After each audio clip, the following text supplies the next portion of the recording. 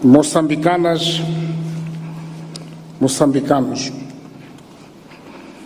compatriotas,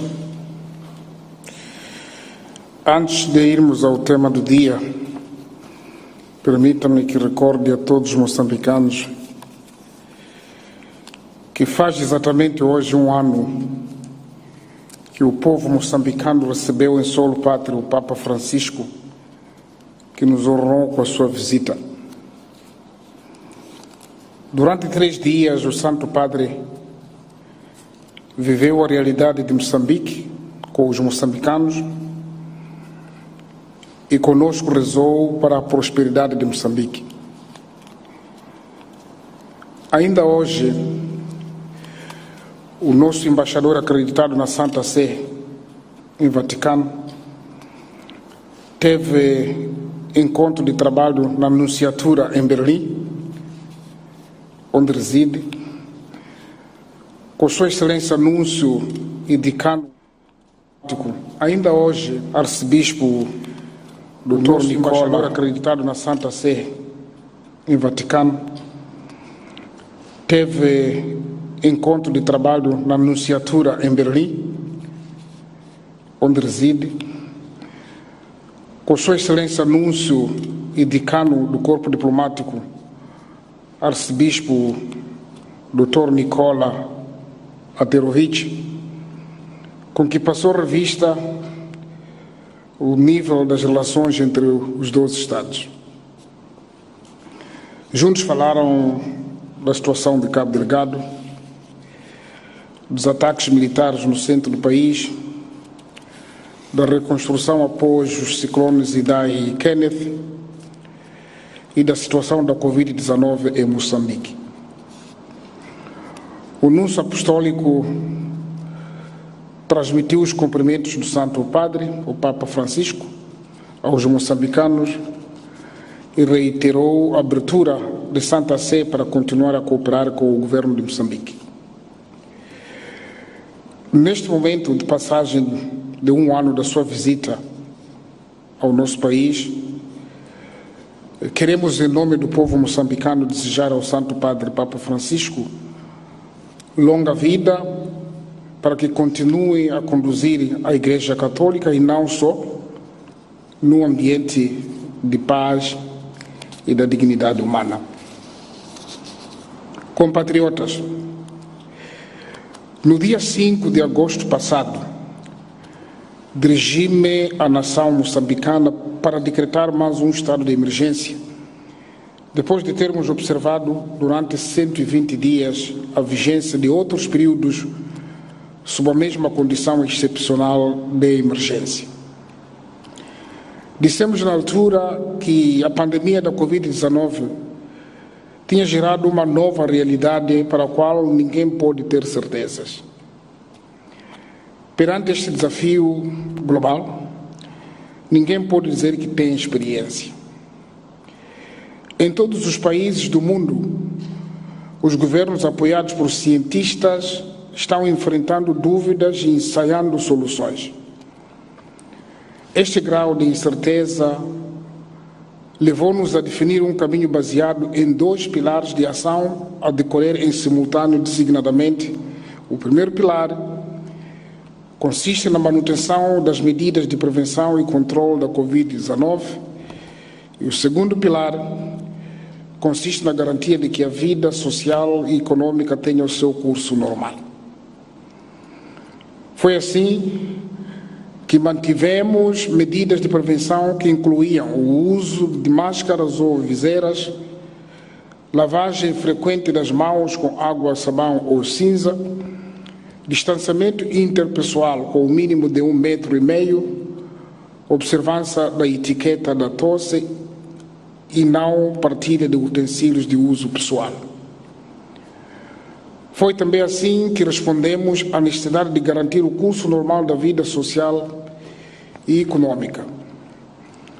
Na construção deste segundo pilar, definimos 3 fases a saber. Simplesmente para recordar, porque isso dissemos aqui.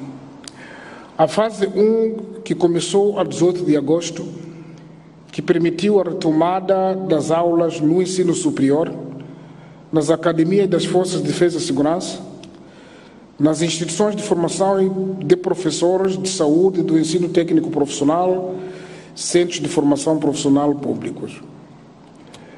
Nesta primeira fase, autorizamos ainda a realização de cultos religiosos com máximo de 50 pessoas. A fase 2, que iniciou a 1 de setembro, incluía a retomada dos cinemas, teatros, casinos e ginásios, escolas de condução e o exercício dos desportos motorizados. A fase 3, que começará dia 1 de outubro, permitirá o reinício das aulas da 12ª classe. O último estado de emergência teve início às 0 horas do dia 8 de agosto e tem o seu término às 23 horas e 59 minutos do dia 6 de setembro. Durante este tempo, este último período, constatamos com muita preocupação um agravamento da pandemia da Covid-19 em Moçambique. Esse agravamento é caracterizado pelas seguintes tendências. 1. Aumento do número de casos e hospitalizações. 2. Aceleração da transmissão da doença, resultando no aumento do número de casos e óbitos. 3. Alteração do padrão de transmissão de SARS-CoV-2 na cidade de Maputo, que passou de um padrão de focos de transmissão para um padrão de transmissão comunitária. E 4. Alastramento da transmissão do vírus para um crescente número de distritos. O aumento do número de casos nesse intervalo de tempo, com destaque para a cidade de Maputo, foi gerando uma sobrecarga nos serviços de saúde. A nossa capital,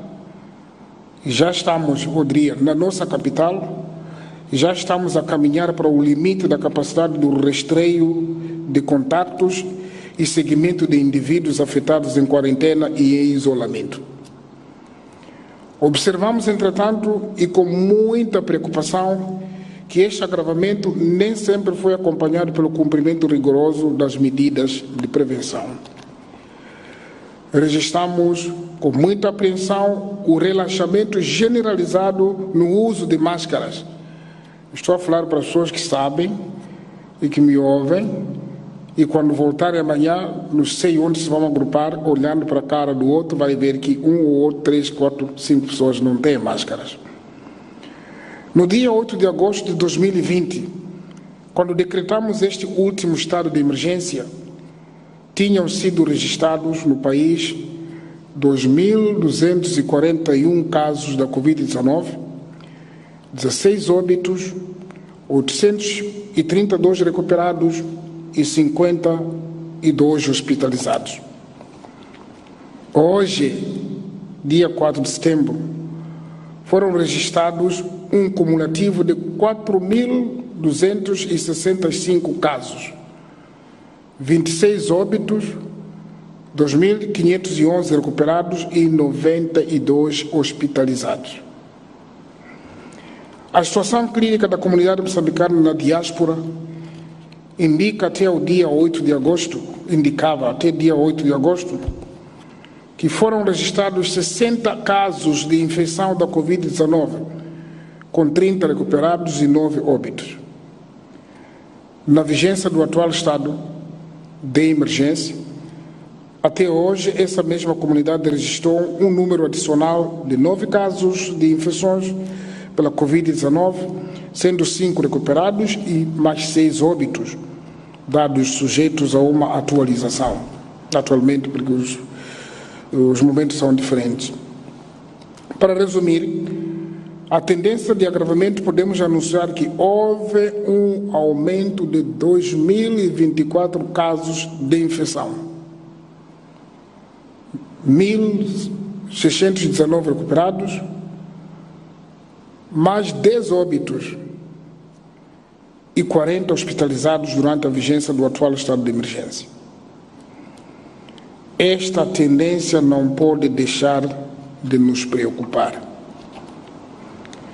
Compatriotas, não obstante essas situações, registramos com satisfação o aumento progressivo de testagem de suspeitos da Covid-19 a nível nacional, bem como o aumento de testagem de amostras provenientes de todas as províncias do país. Entretanto, a nossa capacidade de testagem foi reforçada de forma a podermos fazer face aos desafios mais próximos. Igualmente, estamos a precaver e reforçar a todos os níveis a logística e a organização que podem ser futuramente requeridas. Como continuidade do processo de implementação dos inquéritos seroepidemiológicos, foram realizados 12 inquéritos desta natureza nas cidades de Quilimane e Maputo, cujos resultados confirmam níveis substanciais de transmissão nestas urbes. Estando neste momento a decorrer mais um na cidade de Tete. Nos próximos dias irei apresentar à Assembleia da República uma informação detalhada sobre as medidas tomadas durante a vigência deste estado de emergência. Esta informação corresponde a uma obrigação estabelecida pela Constituição da República e permite que se leve ao conhecimento de todos os compatriotas as atividades realizadas nos diferentes setores.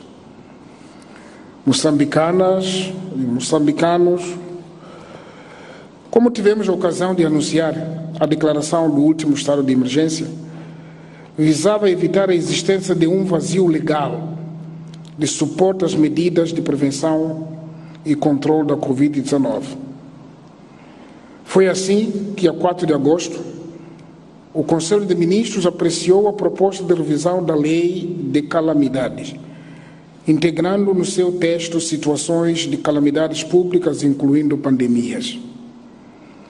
Pretendíamos, com esse exercício, aprimorar o quadro jurídico legal do sistema de gestão e redução de risco de desastres.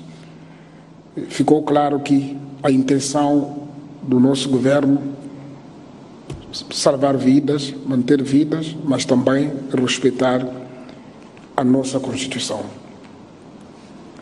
Pretendíamos ainda melhorar o enquadramento da nossa resposta perante eventos extremos.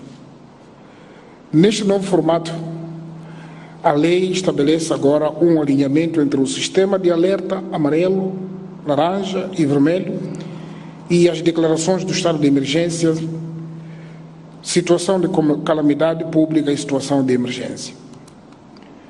Deste modo, para garantir um procedimento legislativo simplificado, solicitei à Assembleia da República o agendamento com caráter de urgência para aprovação da referida lei. Essa sessão já decorreu e essa lei foi aprovada por consenso das 3 bancadas com representação parlamentar. Este novo quadro jurídico permite dar novos passos na nossa caminhada contra a epidemia. Face aos novos passos e os pressupostos que temos estado a referir, que são, primeiro, o aumento do número de casos de infecção por Covid-19 no país. Segundo, a necessidade de regresso gradual à normalidade através de um novo normal, mantendo sempre todos os cuidados para continuar a conter a epidemia. E terceiro, a rigorosa observância do respeito pelos deveres e liberdades fundamentais, bem como as garantias individuais. O Governo, na sua 32ª sessão ordinária, aprovou o decreto que declara a situação de calamidade pública. Assim, findo o estado de emergência, passaremos à situação de calamidade pública. A situação de calamidade pública tem o seu início às 0 horas do dia 7 de setembro de 2020, com duração indeterminada, enquanto se mantiver o risco de prorrogação da pandemia da Covid-19. Este decreto define as medidas para a contenção da propagação da pandemia da Covid-19 durante o período em que vigorar a situação de calamidade pública. Com esta declaração, será igualmente ativado o alerta vermelho, que é o nível de alerta que se estabelece sempre que se confirme a existência de uma ameaça que se pode converter num desastre de grande magnitude.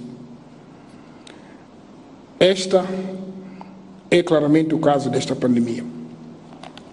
Com a declaração da situação de calamidade pública, o Governo irá prosseguir com um conjunto de medidas que visam manter o equilíbrio entre a prevenção e combate à Covid-19 e a retomada gradual da nossa economia. Como o Governo e aconselhados pela Comissão Técnica Científica, continuamos durante todo o período do estado de emergência a dialogar com as diversas forças vivas da sociedade para, de forma gradual e diferenciada, definir a retomada das várias atividades. Esta tão desejada retomada será conduzida de forma faseada e com critérios dirigidos para cada setor, a serem estabelecidos pelos órgãos que os superintendem. Isso significa que continuaremos a adequar as medidas restritivas de uma forma gradual e cautelosa. Na situação de calamidade pública, vamos adotar uma estratégia de adequação das medidas restritivas que tenham em conta os requisitos e critérios emanados pelo Ministério da Saúde, que prevê planos de contingências sectoriais e vistorias e monitoria contínua pelas autoridades inspetivas nacionais. Caros compatriotas, depois da avaliação cuidadosa da situação prevalecente, tomamos decisões que, a nosso ver, combinarão a necessidade de compatibilizar a preservação da saúde e o funcionamento da economia. Deste modo, enquanto vigorar a situação de calamidade, iremos manter as seguintes medidas de contenção.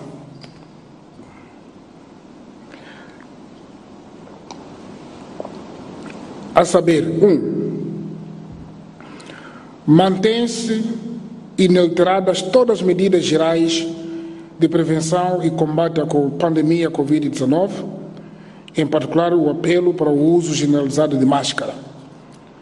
Compatriotas, máscara não dói, se incomoda, mas ao longo do tempo vamos habituar.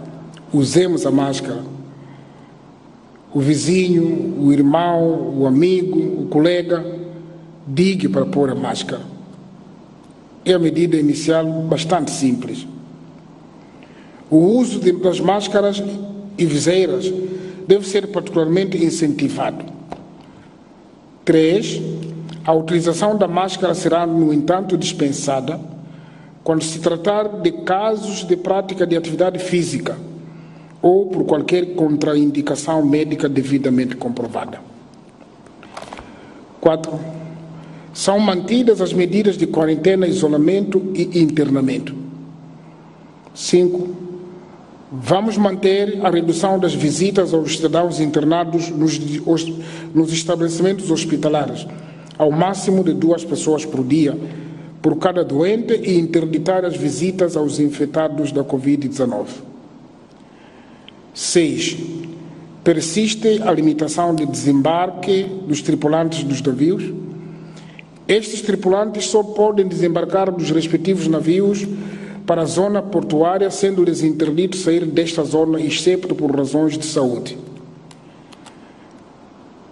7. Iremos manter o encerramento de discotecas e salas de jogos, à exceção dos casinos, como havíamos dito. 8. Será mantido o encerramento de bares e barracas destinadas à venda de bebidas alcoólicas. Queremos chamar aqui a atenção, não só à cidade de Maputo, mas a todas as províncias, capitais ou distritos. Estamos a falar de encerramento de bares e barracas destinadas à venda de bebidas. Aquelas barracas que estão a vender bolachas, escovas, etc., óleo, não são essas abrangidas. para não criar uma confusão e um pouco de anarquia. 9. Permanecerá interdita a realização das modalidades desportivas coletivas com ou sem espectadores. 10. Continuará vigente o período de funcionamento dos mercados das 6 às 17 horas. 11. Iremos manter o limite máximo de passageiros em transportes coletivos, públicos ou privados nos moldes rodoviários, ferroviários, marítimo, fluvial e aéreo. 12. Nos transportes coletivos de passageiros, no mototáxi e bicicleta-táxi, continuam a ser obrigatório o uso de máscaras e ou viseiras para todos os ocupantes. Também aqui quero chamar a atenção o inquérito que decorreu em Quelimane. O grupo-alvo que ficou mais afetado foi mesmo o de mototáxi e de bicicletas-táxi. Não proibimos, como está aqui dito, mas use máscara para a proteção do transportado e do transportador. Outras medidas serão detalhadas para este setor num decreto específico do Conselho de Ministros que já foi publicado em Boletim da República. Já está publicado. No quadro das medidas de contenção, iremos igualmente alargar a escala de despiste e testagem. Por outro lado, vamos retomar de forma cautelosa a atividade dos seguintes setores e das seguintes atividades. 1. Vai reiniciar a emissão dos bilhetes de identidade, carta de condução, verbete do despacho de importação de veículo automóvel, documento de identificação e residência para estrangeiros e seu DIR, vistos temporários e passaportes, tendo que estes 2 últimos poderão ser solicitados com recurso aos meios digitais e tecnologias de informação e comunicação, ou seja, online. 2. Enquanto vigorar a situação de calamidade pública, são válidos os acordos de supressão de vistos entre o Estado moçambicano e outros Estados, em regime de reciprocidade, e fica suspensa a contagem de tempo de permanência no território nacional relativamente aos técnicos estrangeiros não residentes que prestam serviços nos projetos estruturantes do Estado, evitando-se deste modo a fixação de residência para efeitos fiscais. 3. Vamos iniciar o cadastro eletrônico e a prova de vida biométrica presencial dos funcionários e agentes do Estado. 4. Iremos retomar os voos de transporte de passageiro para determinados países em regime de reciprocidade. Vamos retomar todos os voos, mas salvaguardo aqui em regime de reciprocidade. 5. Serão retomadas as aulas para a 12ª classe do Sistema Geral, do Ensino Geral do Sistema Nacional de Educação a partir do dia 1 de outubro, conforme o decreto anterior. 6. Reinício das aulas nos demais subsistemas de educação é autorizado pelos ministros que superintendem as áreas de educação e de ensino pré-escolar e está dependente da situação epidemiológica do país e das recomendações do setor que superintende a área de saúde, ouvidos os setores que superintendem as áreas. A elegibilidade destas instituições de ensino para a retomada das aulas deverá ser avaliada caso por caso. 7. Os estabelecimentos de ensino provedores de cursos de curta duração e de explicação são autorizados pelo secretário de Estado na província e na cidade de Maputo, conforme o caso, condicionados à existência de planos de contingência sectoriais e verificadas as condições adequadas pelas autoridades sanitárias locais. 8. É autorizada a partir do dia 15 de setembro de 2020, repito, dia 15 de setembro de 2020, a frequência a praias, sendo, porém, vedada a prática nas mesmas de desporto de grupo, a realização de espetáculos musicais, a venda e consumo de bebidas alcoólicas. Ali vamos ser intransigentes. Queremos voltar gradualmente ao normal, mas não queremos ir ver a praia de Zalala, a praia do Wimbi, de Coxa do Sol, ou de Barra, etc. Pessoas cheias a jogar bola, a jogar o quê? Depois a beber ou a vender bebidas. Não. Aí os homens da lei e ordem vão tomar conta. Mas neste caso concreto, é mesmo para poder a atividade da praia poder percorrer. Nono, a frequência às praias deve, no entanto, obedecer às medidas de prevenção e contenção vigentes para os restantes espaços públicos. Portanto, não é para encostarem-se, vamos continuar a obedecer o distanciamento para não estarmos ali a prejudicar os outros. 10. Enquanto vigorar a situação de calamidade pública, mantemos a autorização do regresso aos treinos das seleções e equipas nacionais que tenham competições internacionais para os campeonatos africanos ou mundiais.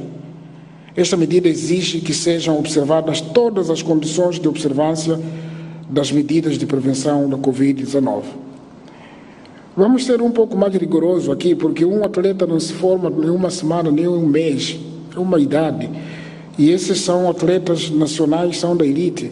Por isso, alguma pressão sobre a qualidade da vida deles será exigida. Isso é fundamental.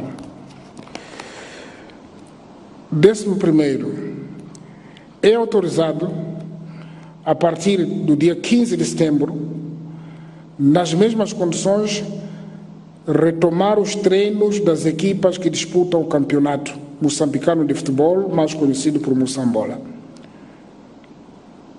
A partir do dia 15 de setembro, retoma dos treinos das equipas que disputam o campeonato. 12º, os serviços de restauração funcionarão na estrita observância das medidas de prevenção e combate à pandemia de Covid-19. Aqui não fomos especificamente que fecha isso, fecha aquilo, vão funcionar. Mas a responsabilidade é dos gestores dos estabelecimentos. Quando chegar-se lá, encontrar-se que as pessoas estão no restaurante, não obedece às medidas que estão definidas, a responsabilidade vai ser totalmente dos gestores e dos proprietários desses estabelecimentos. Quer as instituições públicas, quer as privadas, devem ainda obedecer às seguintes medidas específicas para o seu funcionamento, para além das já conhecidas. 1. A medição da temperatura corporal antes do início da jornada laboral. 2. A desinfecção das instalações e equipamentos com soluções recomendadas. 3. O arejamento das instalações. 4. Impedir a entrada nas instalações de trabalho de pessoas que se apresentem com febres ou sintomas gripais. Vamos ainda alargar o limite de presenças permitidas em lugares e aumentos sociais nos seguintes termos. 1. O limite máximo de 30 para 40, estava 30, agora passa para 40, participantes nos eventos privados, estritamente necessários. 2. Enquanto vigorar a situação de calamidade pública para os cultos e celebrações religiosas em coletivo, o número de participantes não deve exceder 50% da capacidade máxima de cada local, desde que não seja superior a 150 pessoas. Vou explicar. Dizíamos que tinham que ser 50 pessoas, mas depois fomos ver que as instalações umas entra muita gente, então 50 pessoas era uma ilha e ficava espaço. Então estamos a dizer agora que autorizamos 50% da capacidade. Entretanto, porque existem templos, existem igrejas, existem mesquitas que levam mais de 500 pessoas, mais de 1000 pessoas, Então, para esses casos, existe um limite máximo que são 150. Portanto, pode ser que a metade de 500 são 250, mas não 250, leve até o limite máximo que é 150. Aqueles que têm 100 pessoas, naturalmente 50% são 50. Aqueles que têm 200 pessoas, 50% são 100. Esses são nesses moldes. E haverá fiscalização, monitoria também. Porque dizer 50, existem locais de reza, onde a capacidade máxima era de 30 pessoas. Então, quando a gente diz o limite é 50, significa que ele vai encher pessoas que até acima de capacidade, enquanto que 50% de 30 pessoas, que é a capacidade instalada, seriam 15 pessoas. Então, é isso que queremos que se cumpra. Naturalmente que isso respeitando o protocolo emitido pelas autoridades sanitárias. 3. As entidades religiosas, após a observância integral do protocolo sanitário referido no número 1 do presente artigo e comunicado às autoridades competentes, poderão reabrir os locais de culto, devendo, a posterior, realizar a fiscalização e monitorias necessárias. Portanto, aqui estamos a tentar desburocratizar um pouco. Portanto, são muitas igrejas e que estão à espera de inspeções. Vão no Ministério ou na Direção de Justiça levantar o formulário, fazem um checklist, controlam, observem, assinem, entreguem e rezem. Mas depois, no dia seguinte, nós ou as autoridades vão lá ver. Se aquilo que você assinou não acontece, já é outra coisa. Nós queremos, neste caso, evitar a burocracia, tem que se esperar o licenciamento, as autorizações, etc. Então, queremos, ali onde estão a rezar agora, observem essas condições. 4. O número de participantes em cerimônias fúnebres para um máximo de 50 pessoas, excepto quando a Covid-19 tenha sido causa da morte, em que o número permanecerá de 10 pessoas. 5. Redução do número de pessoas em reuniões ou locais de aglomeração para um máximo de 40, quando aplicável, excetuando situações inadiáveis do funcionamento do Estado e outras de interesse público. Existem autarquias, estão aí no governo, conselhos provinciais, etc. As medidas que agora anunciamos são aquelas que acreditamos serem as necessárias para vencer o atual cenário. Como já dissemos, essas medidas foram definidas para manter o equilíbrio vital entre a saúde e a economia. Mas é importante que este alívio não seja confundido com um convite ao relaxamento.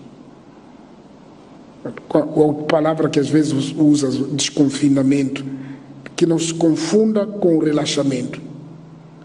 Até o contrário, se eu sou autorizado para ir à praia, ali já tenho que apertar, porque ali vou estar com mais 2, 4, 5 pessoas. Já tenho que observar, tenho que lavar mãos, tenho que levar o detergente que eu uso.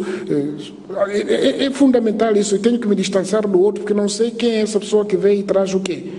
E de fato, massivamente está-se a contaminar aqui no país. Mas é importante, como disse, não confundamos essas medidas com o convite ao relaxamento.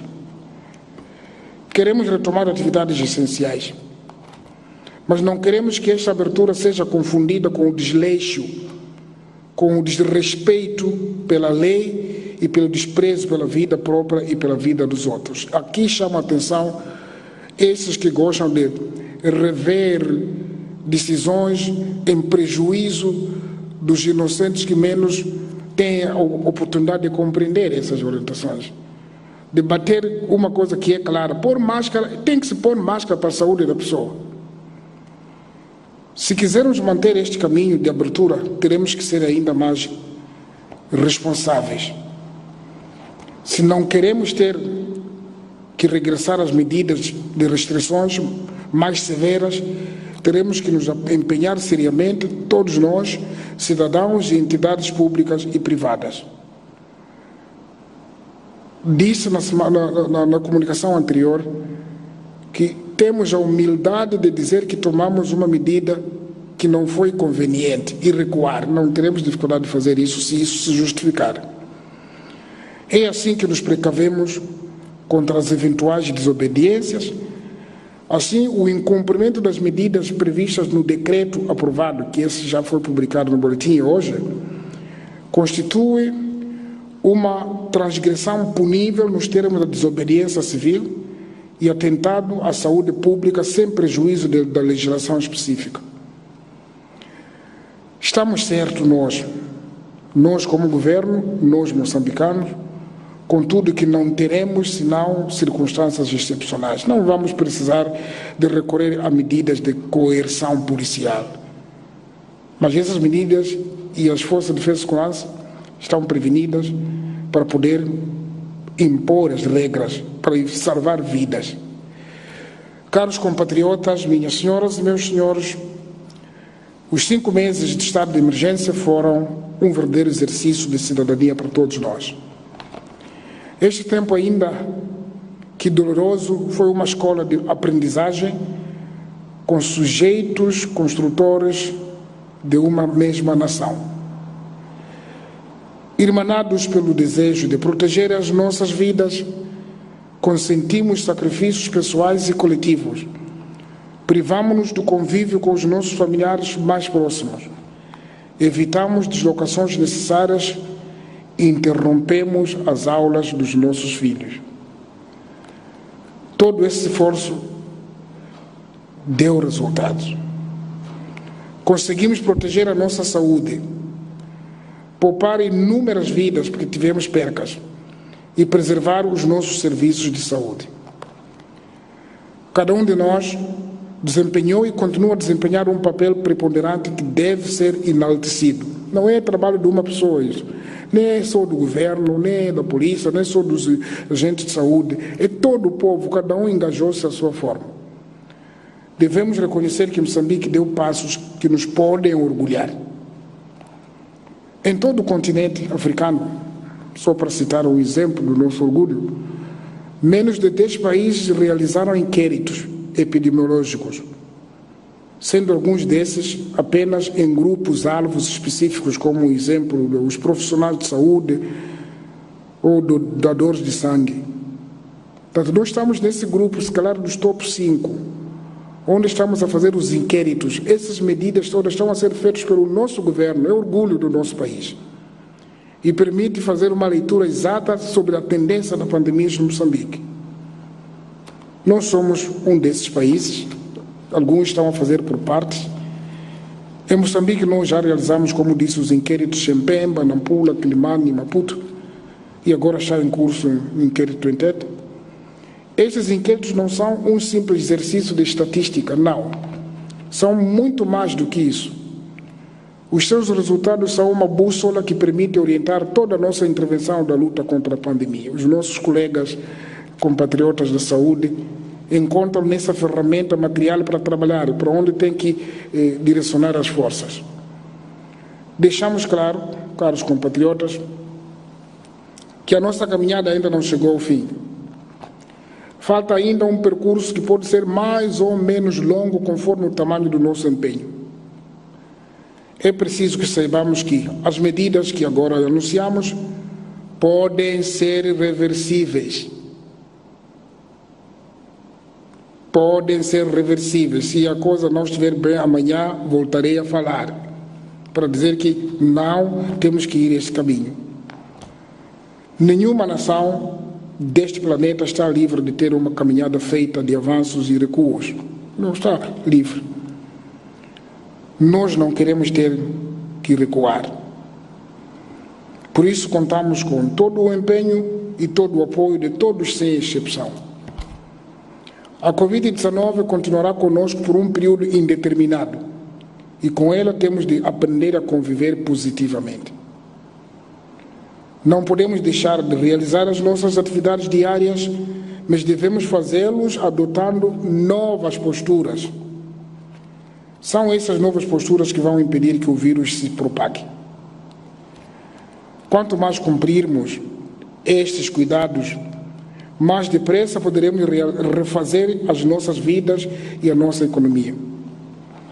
Por isso, tal como temos vindo a fazer, continuaremos a obedecer as medidas, continuemos a obedecer as medidas de prevenção que todos já conhecemos. Usemos a máscara e usemos-la corretamente. Lavemos as mãos com água e sabão ou cinza ou usemos o álcool e gel. Estejamos juntos, mas separados, mantendo o distanciamento interpessoal de 1,5 metros no mínimo. E observemos a etiqueta da tosse e estejamos atentos aos sintomas conjugados de febre, tosse e dificuldade de respirar. São estes pequenos gestos de amor próprio que nos podem salvar. São estes pequenos, mas tão grandes gestos que vão abrir portas a um convívio sem restrições. Dirijo uma saudação particular aos profissionais de saúde, às autoridades de inspeção e às forças de defesa e segurança, cujo empenho foi decisivo para os resultados que alcançamos. Todos estes quadros conquistaram e continuarão a conquistar o nosso apreço e a nossa gratidão. Finalmente, agradeço a todos os cidadãos pelo seu comportamento cívico responsável durante este período. Renovo, neste momento, o apelo para que respeitemos as medidas que dentro de dias entrarão em vigor. É a própria vida que nos pede este respeito. A sua vida é que nos pede esse respeito à vida de cada um de nós. E é em nome desse patrimônio maior, que é a vida que todos juntos partilhamos, que agradeço pela atenção que me foi dispensada. Obrigado.